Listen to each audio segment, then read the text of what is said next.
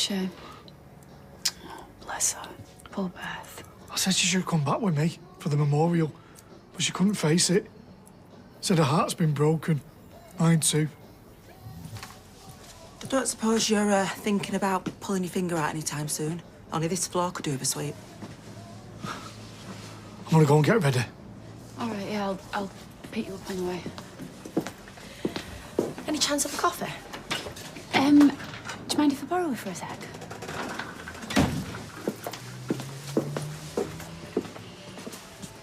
Let me get one thing straight, right? I am not your junior or your skivvy. So it's okay for you to stand around gassing with friends and family now, is it? What are you, the village idiot? He buried his stepson yesterday. And in case you haven't bothered to check the rota, you'll be holding the fort for me while I go to his memorial. Unless you've got a problem with that. No, of course not. Look, my head's all over the place today. I was up at the hospital all hours with Brodie. I'll have 2 sugars.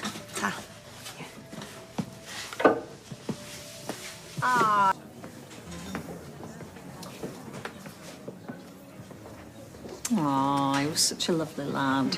Yeah. Terrible window cleaner, though. Tim. What? You would have agreed with me. I tell you what, though, he was popular with the old ladies. And a certain brunette on Tile Street. Oh. There was one time he was giving her front bay a right good squeegeeing. I said squeegeeing. Anyway, she was always very generous with the big tips. It was that baby face of his, wasn't it? Yeah. Gentle giant, that was our Craig. Bless him. Kirk said the funeral was so sad. Yeah, I bet it was. Is Kate not with you? Well, is he not here? Well, obviously not. Drinks on the bar, help yourself. Thank you. You all right? Yeah, I'm not even going to ask if you are. Look, Asha wanted to come, but she's had to work. Do you want a drink, love? All right.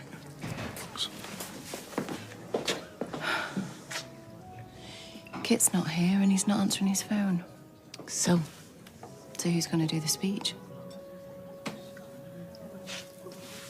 1 lime and soda. Cheers. How's it going? I've had better days. So is Craig. Listen, about those boxes that you were sorting through earlier. Sweetheart, do we have to do this right now? Why were you so jumpy at me looking at stuff? Right, OK, there are documents in there from the donor bank, but you're not legally allowed to have the information until you're 18, so... Why didn't you just say? Well, probably because I thought you'd start badgering me to show you now. And don't say you wouldn't have.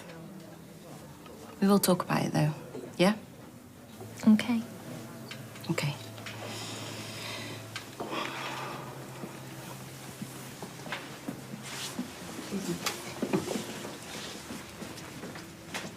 Bacon balm with brown sauce, that was his favourite. And he loved a custard tart. Didn't Tracy once accuse him of eating all their breakfast cereal? Like, tons of the stuff. Yeah.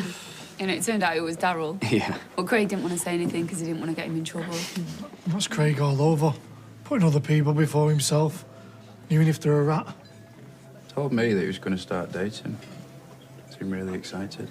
He was. So excited. She seemed like a lovely girl and all. The one he was supposed to meet the night he'd... Do you remember when he did that secret graffiti mural in the Ginnell? You know, after Maddie died? Oh, yeah. You were standing at the barricade, weren't you, with Sophie and Anna? I was trying to stop the council from washing it off. You got very moist. Moist? Have you ever been fired up with a water cannon? Well, it was a power washer. He was very talented. Hey, why don't you show them drawings he did?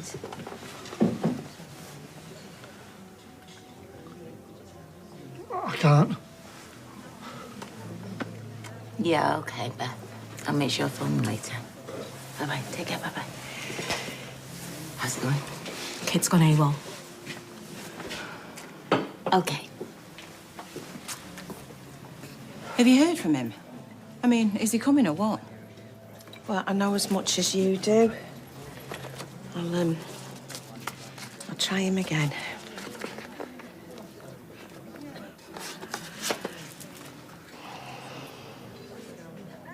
No. Still not answering. Don't think something's happened here. Your guess is as good as ours. We can't just hang around waiting for Kit to rock up. What's happening? Hey, Maria, you don't reckon Kerr could do the speech, do you? Would you? Oh, no, I couldn't. Well, it looks like it's down to you then, sweetie. Excuse me.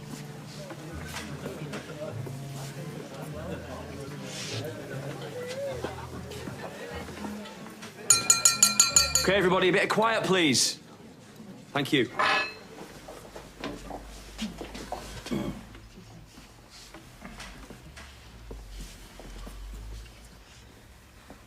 Friends, family, and fellow officers, today we gather with heavy hearts to honour the life and sacrifice of Police Constable Craig Tinker, beloved son, friend, and colleague.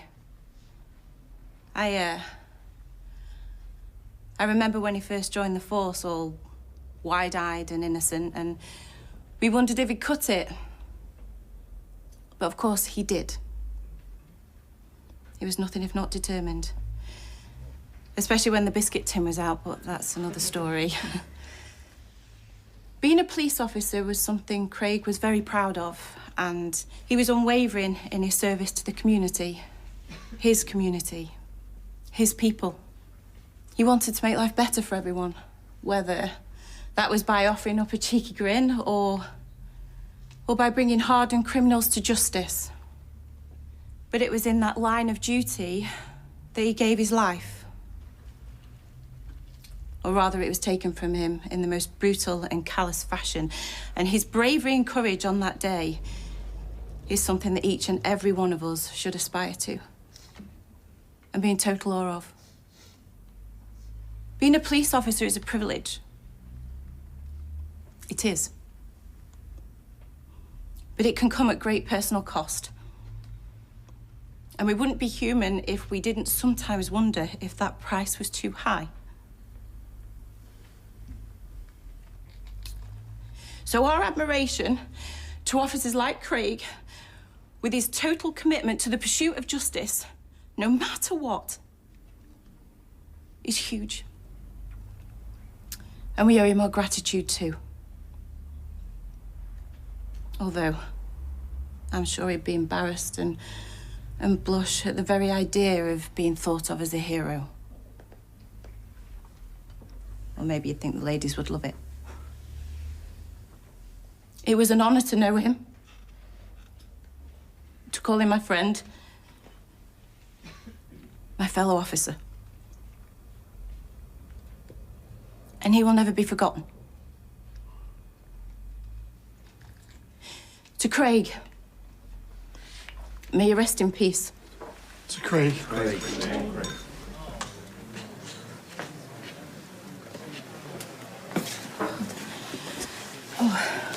thought I was going to lose it.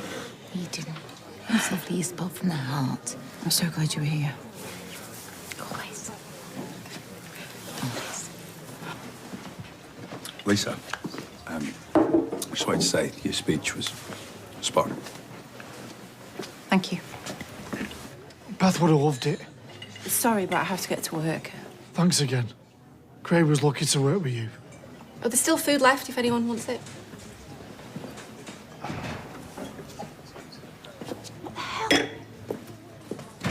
What do you think you're doing here? Oh, it's okay. Audrey's covering. I'm talking about the audacity of you turning up to Craig's memorial. Look, I'm just here to pay my respects. Right, okay, well, you've done that now for what it's worth, so you can sling your rock. I don't want any trouble. It's a bit late for that, don't you think?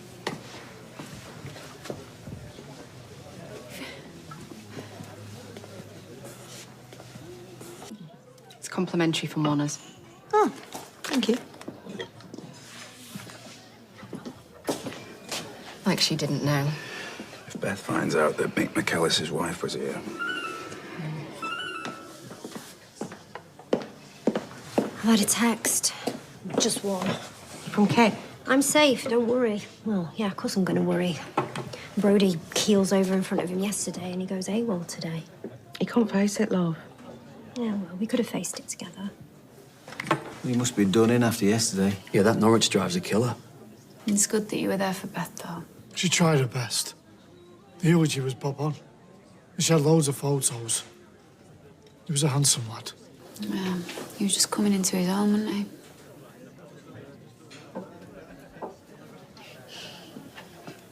Hey, we were just talking about when Craig worked at the factory. Was that Beth's bright idea? No, it was Faye's, his ex. Oh, yeah, don't remind me. She was right wronging. That's my daughter you're talking about.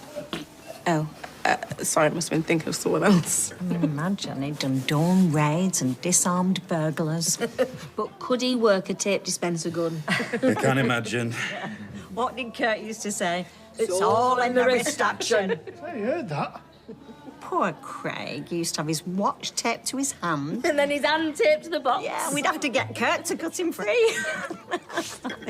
Funny. No. I don't think so.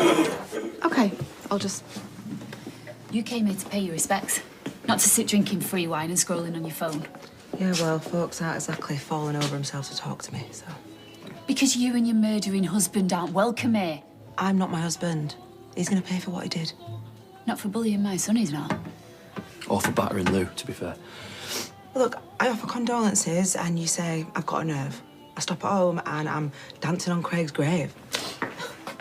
Kurt, look, I just wanted to say that I'm not just Mick's wife. I'm a mother and, you know, if I could take pain away, I'd do it in a heartbeat. Thank you. I appreciate that.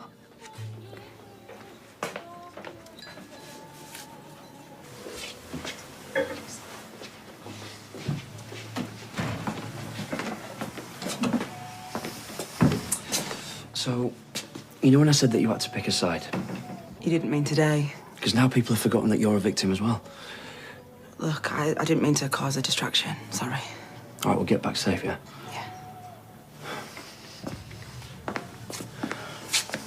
You can put your pitchfork down now.